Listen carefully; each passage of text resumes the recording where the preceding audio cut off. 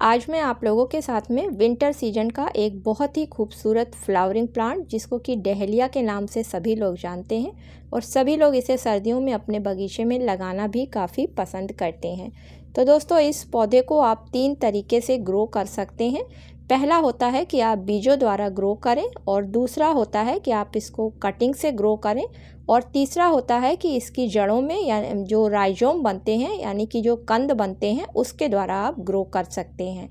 तो दोस्तों, इसकी पौध को आप नवंबर से और 15 जनवरी के बीच में लगा सकते हैं और इस पर फूल देखने में काफ़ी खूबसूरत आते हैं। तो आइए देखते हैं कि इस पौधे की किस तरीके से देखभाल करनी है और अच्छी फ्लावरिंग के लिए कौन सी फर्टिलाइज़र का इस्तेमाल करना है।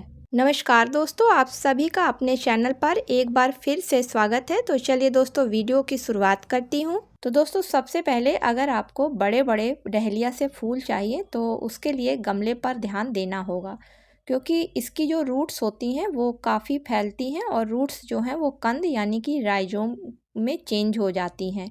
इसलिए जब भी आप डहेलिया के पौधे को लगाएं तो कम से कम 10 इंच के गमले में ज़रूर लगाएं। छोटे गमले में अगर आप लगाते हैं तो आपका पौधा ग्रोथ करेगा और उस पर 1-2 फूल आएंगे, लेकिन आगे चलकर आपके पौधे पर ज़्यादा फूल नहीं आएंगे। इसलिए डहेलिया के पौधे को हमेशा 10 इंच से छोटे गमले में नहीं लगाना चाहिए। डहेलिया का पौधा एक हैवी फीडर प्लांट होने के साथ साथ वेल ड्रेन्ड मिट्टी को पसंद करता है।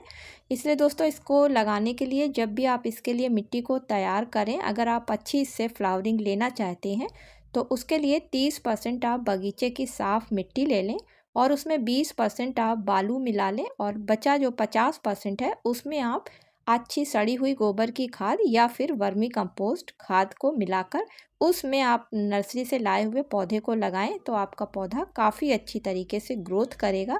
साथ ही उस पर फ्लावरिंग भी काफ़ी बड़ी और अधिक मात्रा में आएगी। दोस्तों, डहेलिया के पौधे को बहुत अधिक पानी की ज़रूरत नहीं होती है, क्योंकि इसमें जो नीचे राइजोम्स बनते हैं यानी कि जो कंद बनते हैं उनमें पानी स्टोर रहता है, और अधिक पानी पा जाने से डहेलिया की जो जड़ें होती हैं यानी कि जो राइजोम होते हैं वो सड़ने लगते हैं। तो ग्रोथ पीरियड में इसको पानी ज़्यादा नहीं देना है।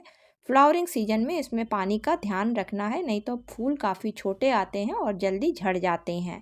अब बात करते हैं दोस्तों कि जैसे ही आपका नर्सरी से लाया हुआ या घर में जो आपने कटिंग से अगर प्लांट को तैयार किया है तो वो थोड़ा बड़ा हो जाए तो आप तुरंत ऊपर से पौधे की पिंचिंग करना स्टार्ट कर दीजिए, क्योंकि डहेलिया के पौधे पर अगर पिंचिंग करी जाती है तो जितनी भी नई ब्रांचें आती हैं उन सभी ब्रांचों पर फ्लावर निकल कर आते हैं, और अगर आप पिंचिंग नहीं करेंगे तो आपका पौधा ऊपर की तरफ बढ़ता जाएगा और उस पर एक फूल आने के बाद में वो पौधा आपका ख़राब हो जाएगा। इसलिए पिंचिंग ज़रूर करें।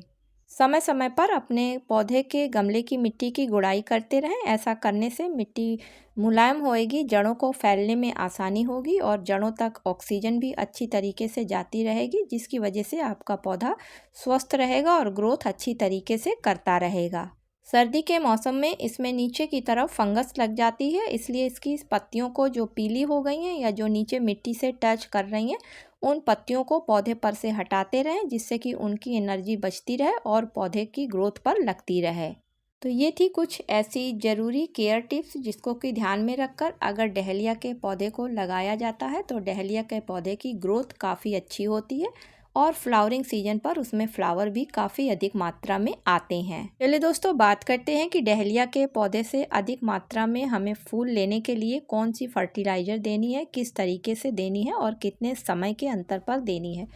तो सबसे पहले जब आपने अपने डहेलिया के पौधे को लगाया है और वो ग्रोथ पीरियड में चल रहा है तो उसको आपको NPK फर्टिलाइज़र देना होगा, जिसमें कि नाइट्रोजन, फास्फोरस, पोटेशियम तीनों चीज़ें एक साथ मौजूद होती हैं।